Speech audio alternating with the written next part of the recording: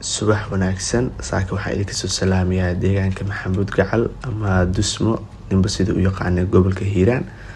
Qalkan waxaa idinku daawasiin doonaa bal deegaanka iyo xoolaha iyo beerihiisa iyo sidoo joogu yahay maalinlaha ah ilaa iyo galabtii wax la qabso.